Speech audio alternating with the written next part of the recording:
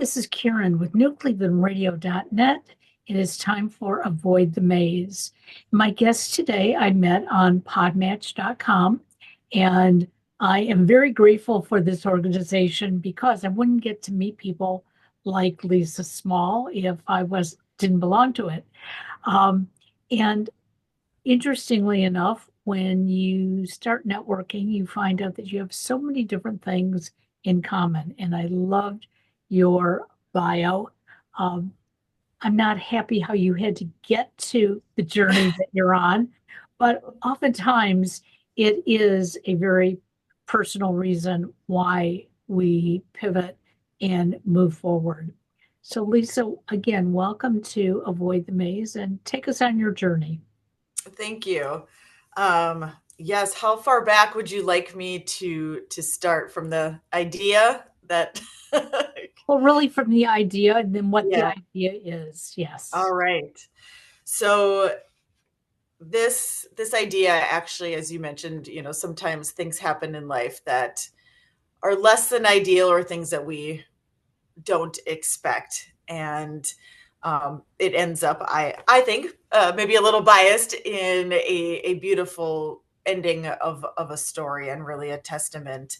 Um, about 5 years ago, um, my father was diagnosed out of the blue with stage 4 cancer. And prior to that, I had, was doing all the right things, focusing on my career, raising my young kids, all the things that we would expect expect out of us women nowadays.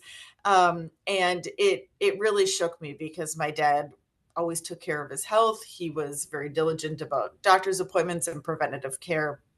Um, and I watched him for about 11 months battle very heroically, but just changed who he was because of what his cancer took from him physically and emotionally, honestly. And prior to that moment, he had been a pillar in our community. He was a small business owner. He volunteered regularly. He sat on a number of local boards, and really just did everything he could to be a servant leader in his community and lift people up through his day-to-day life. It was just like it was second nature to him. And when he passed, my brother and I, Nathan, kind of came together, and we sat after his funeral, and the church was filled with people just sharing their stories about how our dad had impacted them and how he led and lived his life, inspired them to do the same in theirs. And Nate and I sat and just, we couldn't let that die. We couldn't let that legacy die. And so we created what is now Habitual Growth, which is teaching and supporting people on their journey to live with intention, to be thoughtful and intentional about all aspects of their life, and really deliver the best versions of themselves so they can lead their families by example, lead their communities by example, and ultimately look back, however short or long your life is, and say, I lived the way I chose to live versus how I thought society would want me to Sure. live. It's interesting that we're doing this podcast today for two reasons. Number one, the podcast I just recorded at 8 o'clock this morning is actually called The Intentionality Gurus. And so we talk Oh, there's a theme. so we talk, you know, bi-weekly about how to be intentional. And the second thing that makes today so special, 21 years ago today, um, I lost my father. And Oh, um, for many, many years, I tried to write, whether it would be poetry, letters, whatever. My father was a writer. His father was a writer. My brothers were writers. And my father would say to me, leave the writing to us. oh. I never got the direction on how to write. However, I wrote his eulogy. Mm. And when I delivered it, my family looked at me and they said, you're carrying on the tradition now. I don't know where it came from. But when I put pen in hand and I wrote it out, it was like I now have the words. So I Yeah. sort of understand what you and your brother were hearing in the church. You knew that your father had been intentional in his life, but to hear strangers Yeah. actually say, hey, this is what he taught me. Yeah. So, how did you, now that you heard all this, what did you think we should do about putting it together and carrying on his legacy? Right. Yeah. The idea is always great. And then it's how are we going to make this work? We really put a lot of thought into what it meant and what it means today to live with intention and the aspects of our lives that need to be cultivated and grown to allow us to do that. And we came up with essentially a formula that walks people through emotional and behavioral awareness, understanding of priorities, and not just priorities in current moment in time, but allowing perception and reflection over time, because as we age and we experience different things, our priorities do change. So being open to the evolution and understanding that some things will ebb and flow, and then creating discipline, and that really allows you to understand what's important, the direction you want to head, and how do you get there. And that formula together is what creates intentionality. So now, when some of us practice intentionality, there are many around us who just don't get it. Yes. Um, and one of the things that I learned, especially doing this podcast now for with her, I think we're going on 7 years. Oh, So wow. when she Wow. first introduced the subject to me, um, my thought was, oh, I always do things intentionally. And then I realized I do very little intentionally. I was a dreamer, okay, but I didn't put things into play. They just happened. And it was doing the podcast that made me say, wait a second, if I thought this through a little bit, if I really had a plan, I could be more successful at it. And we have to evaluate success as something personal. It doesn't Correct. have to necessarily be monetary. Um, but that's where I was coming from in the beginning. Well, I'm just going to keep doing this and doing this because eventually, you know, I'm going to see that reward at the end. And when I wasn't seeing that dollar sign, Mm, realizing I felt good about what I was doing, that's when intentionality hit me. It's like, they don't always go hand in hand. So if somebody comes to you and says, I need to change my priorities, mhm. what are some of the things that you can do in your program? Uh, the first question I ask is why? Why do you need to change? And it's actually a very eye-opening experience for people, because most people will start that answer with something external to them: my spouse, my career, I feel like I need to be doing this.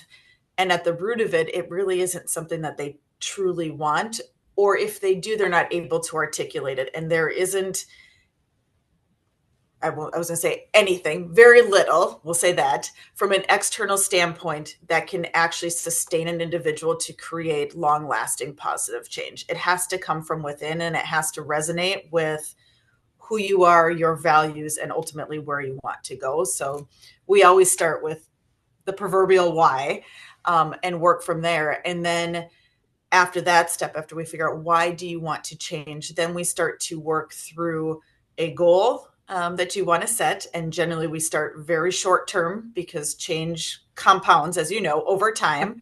And without that feeling of momentum, people get lost very quickly. And then create behavioral awareness around setting that goal and walking back the action steps, because a lot of time we have a distorted view in our mind of ourselves initially. Either everything is rosy, like I'm committing to losing 30 pounds in the next 6 months, and I'm like, I go to the gym all the time, let me tell you. And when I start to track it, I've really been there 2.5 times this week.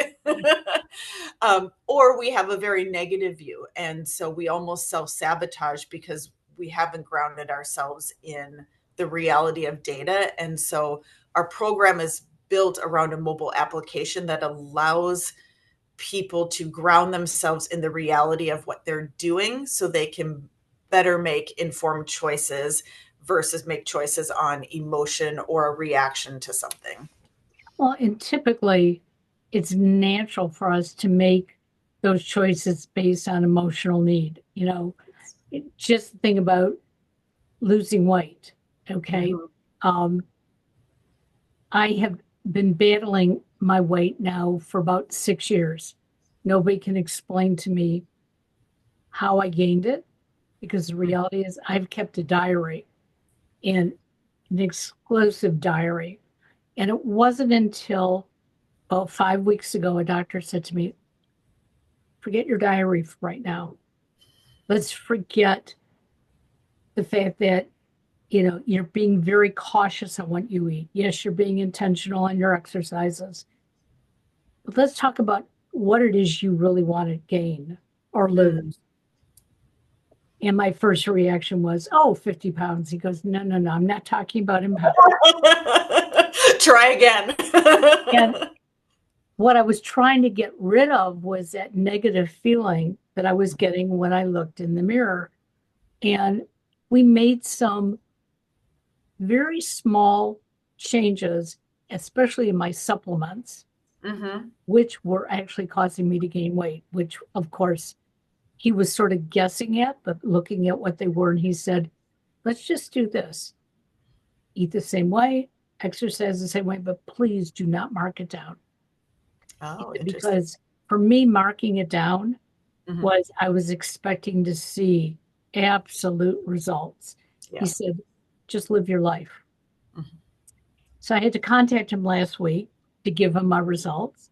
And I said, was it the supplements that really was making me gain weight? He said, maybe. He said, but it was more your mindset. Mm. He said, you were blocking everything. And if you were blocking things, you're not going to succeed. And then I Mm-hmm. thought about that in so many other ventures I've been in that I just put so much energy into it, but there was no plan. Yeah. And this time the plan was, I just want to start feeling better about myself. And so finding those little things, it wasn't stepping on the scale every day like I had been. It wasn't, Yeah. beating myself up if I didn't ride the bike or if I had ice cream for dessert. Mm-hmm. So, but it's hard for somebody to understand that. So when you say you take them small goals, give me an idea of what a small goal would look like. Because to me, my small goal was, oh, I want to lose 50 pounds. That sounds like a really big goal. Yeah, I mean, when I say small goal, it's a literal sense of 2 weeks from now, or even a week from now, depending on where someone is starting. What are we going to commit to? And it could be as something as simple as the first step in this journey is mindset. So every time you think of a negative thing around whatever topic that is, I want you to immediately stop and reframe. And we build, because a lot of times what ends up happening is people set goals that they feel like are small, but they're actually very large. And they're trying to change all these things all at once. And it becomes, one, overwhelming because your body naturally goes back to what it knows.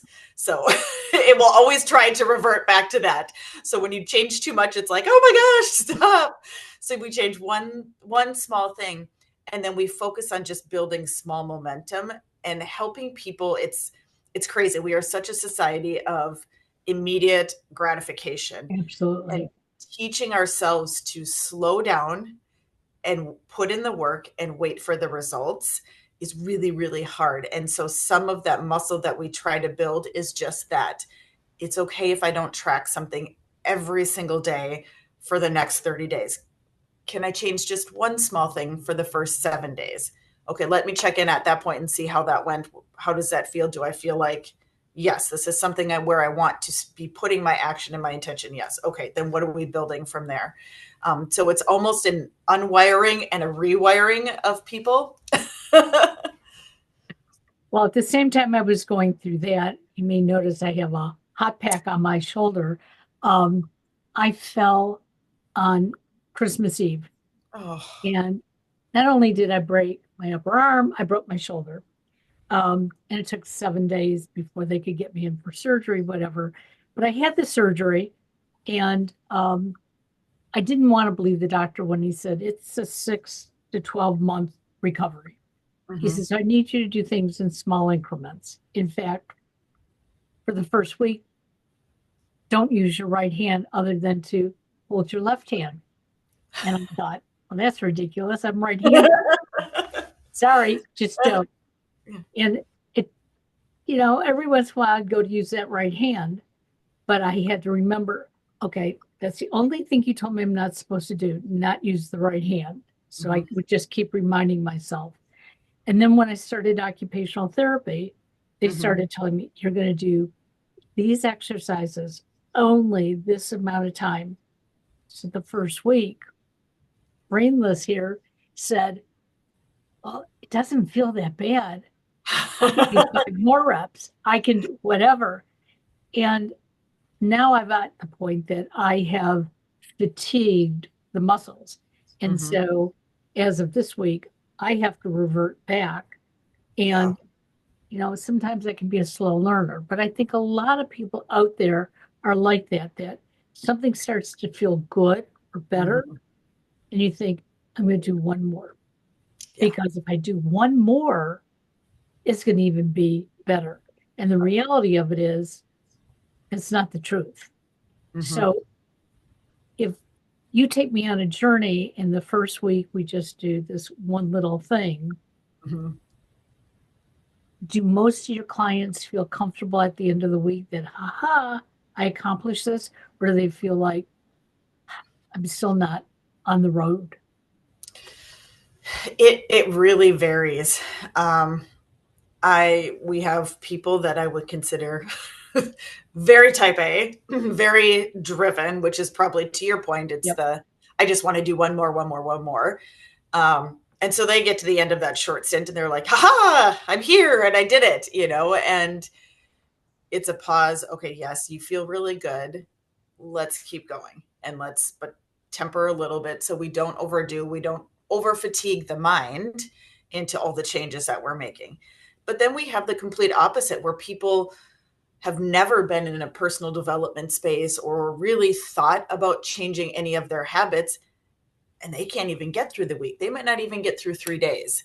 And it's meeting people where they are and encouraging them to not stop. And everybody does that at different rates and at different times. So people may come out of the gate with flying colors, and it's actually 5 months down the road, and they're like, I'm exhausted. I don't know if I want to do this anymore, because they have just done everything to a T without recognizing all of the things that go behind it and then adding one more every single time, or people that just struggle to do a couple of days and then just want to quit.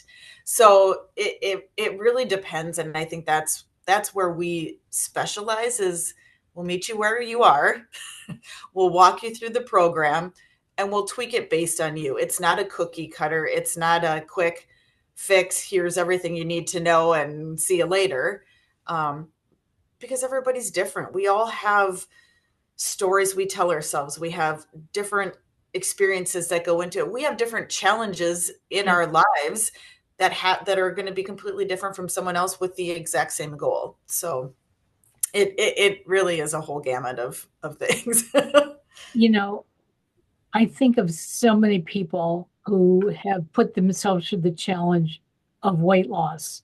Hmm. And we all have that same driven, I want to look like that person I saw on TV, in the magazine. And we don't stop and think about number one, what is their true body type? Hmm. You know, what is their metabolism? What other health issues do they have or don't have? Um, I know that was one of the things that I was struggling with. Mm. And when this doctor was so wonderful to say to me, we're going to start one place. He said, this is one thing that I know in women can cause weight gain. And when Mm-hmm. he went through my supplements, the question was, why are you taking all of them? And I really had no idea, no idea other than every once in a while my husband would say, oh, this fish oil is supposed to be really good for your heart. Let's take it. And what we did was we just kept adding on more and more.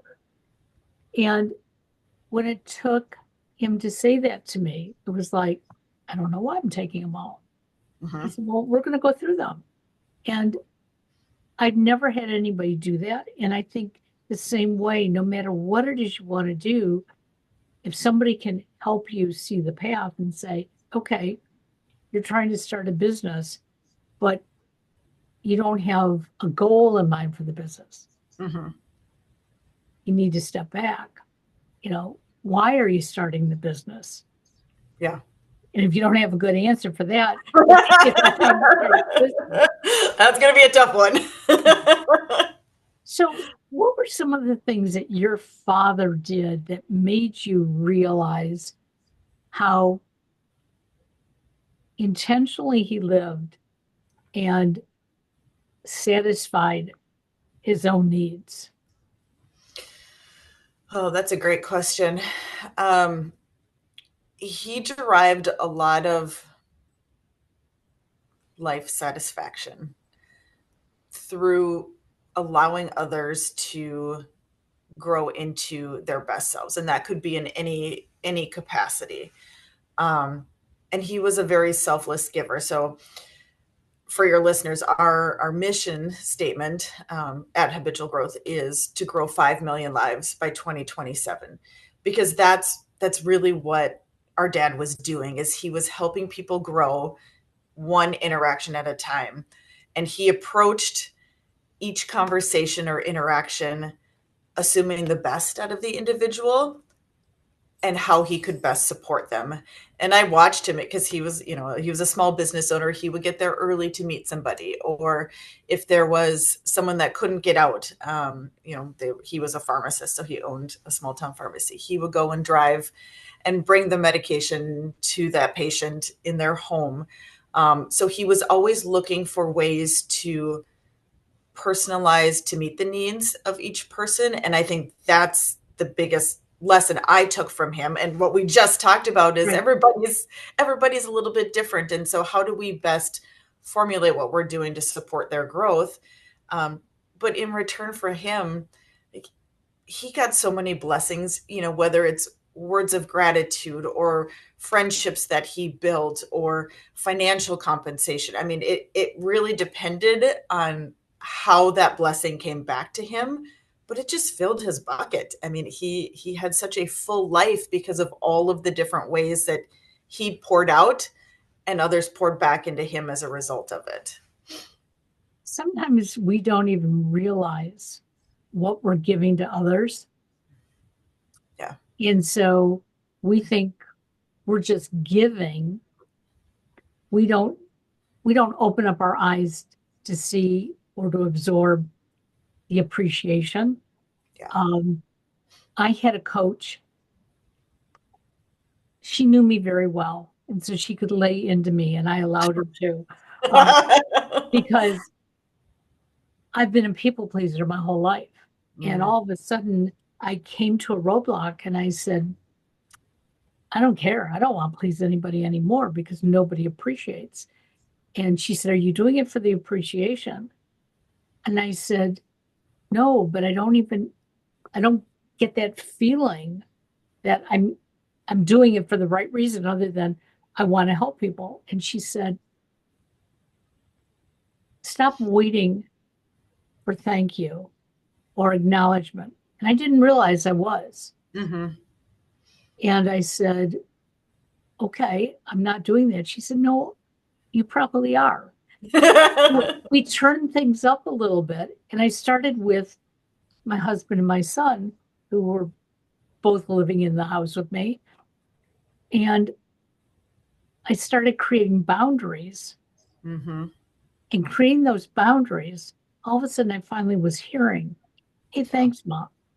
Or my husband would say, that was really nice of you to do that for me. And it would be like, oh, I haven't heard these words my whole life. And then I started noticing as I went out amongst friends, amongst the public, hearing the positive. And I was like, okay, I can Mm-hmm. still be a people pleaser, but I don't have to please everyone if it's not pleasing me. Right. Did your dad ever express that, hey, maybe I'm not going to go the extra mile here because I'm not getting anything in return? I don't know that he ever thought about necessarily what he was getting in return. He created boundaries of self-respect, is what I would say, based on different experiences with people. So if there were people that were potentially taking advantage of his kindness or good nature, then he created a little stiffer boundary, but he did it out of love, and he never did it. I mean, I've never seen him be angry, and so it became more of a firm boundary. I really want to help you, and to be able to do that, I'm going to need these things from you. So I think probably similar to you, it's you put your best effort out there, and you learn as you go, and you start to create those boundaries, not only for others but for yourself, as a means of protecting a Right. little bit, um, but also it's for the good of other people too, because there are individuals that will take more than they're willing to give, or don't even realize that they need to do certain things for their own good, and this is an act of love. Absolutely. So 2027, you say, is your That's goal it. year. What is It's coming fast. 2025? Yeah. So how close are we to that goal? I would say we are accelerating. We've been around, it'll be 3 years in June officially, live to the public. And we continue to build our digital platform and our ability to reach people digitally, which has exponentially increased the impact that we're allowing. And so growth can come just from people learning from our content, or it could come from just individually connecting with us and developing those personalized plans. But we continue to seek and invest in ways to reach more people so that we can ultimately get there. And you say you have an app, correct? We do. Yes. Tell us a little bit about the app. What does the app cost? How do you get it? And what does it do for the individual? So the mobile app is the essence of our program. So all of the work that people do then gets put into the app, and that's where the data tracking occurs. And so Apple or Google Play Store, it's there. It's $6.99 per month, or you can buy in a complete annual membership upfront for an additional discount. And really, what it does is it takes the goals you've set, the habits that you want to build, helps you break them down into daily intentional actions. So you create an essential actions list that you can tie each item to a goal or a habit, and then it tracks your progress. And so there are progress screens that are built in so you can monitor, hey, categorically, like I am living in these categories. Yes, this is where I want to go. This is what I've been working on to achieve this goal. Okay, it may not feel like I'm making a whole lot of progress, but I can see that I'm putting in the work. And then lastly, it has a community aspect. So you can build your own community for additional accountability, where you can have friendly competition with a leaderboard, or you can create a challenge that you want to do with friends. Like, hey, over the next month, let's all work really hard towards this. And you can start to have those connections. A lot of people feel very isolated when they start to make a change. Right. One, we're afraid to fail, and we're afraid to fail in front of people. I will own that too for myself. Um, and so it's a way to connect people that have similar goals, or just want that extra kind of oomph to know that someone else is in it with them. So all of that is in the mobile app, and we continue to, make improvements and take user feedback. But it's essentially the program in a mobile app to ground you in the reality of what you're doing. And, I know there are a lot of people out there that will say, I don't like working in a group. I don't need anybody. And I used to be that person. It was like, I'm going to either do it one on one or I'm going to do it by myself. Yep. 3 years ago, I joined a group. A friend of mine convinced me. I said, okay, I'll come. I came sort of begrudgingly. There was an app to it. And